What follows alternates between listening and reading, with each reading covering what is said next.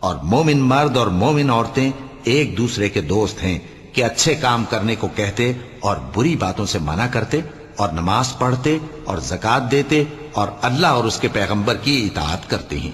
یہی لوگ ہیں جن پر اللہ رحم کرے گا، بے شک اللہ غالب ہے، حکمت والا ہے۔ اللہ نے مومن مردوں اور مومن عورتوں سے بہشتوں کا وعدہ کیا ہے جن کے نیچے نہریں بہ رہی ہیں، وہ ان میں ہمیشہ رہیں گے، اور ابدی بہشتوں میں نفیس مکانات کا وعدہ کیا ہے۔ اور اللہ کی رضامندی تو سب سے بڑھ کر نعمت ہے، یہی بڑی کامیابی ہے۔ اے پیغمبر، کافروں اور منافقوں سے جہاد کرو اور ان پر سختی کرو، اور ان کا ٹھکانہ دوزخ ہے اور وہ بری جگہ ہے۔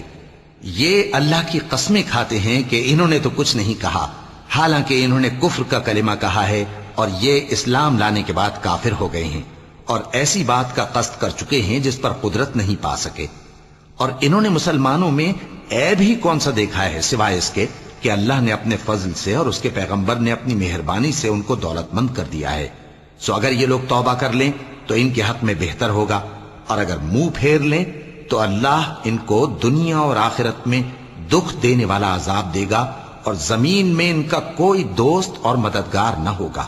اور ان میں بعض ایسے ہیں جنہوں نے اللہ سے عہد کیا تھا کہ اگر وہ ہم کو اپنی مہربانی سے مال عطا فرمائے گا تو ہم ضرور خیرات کیا کریں گے اور نیکوکاروں میں ہو جائیں گے۔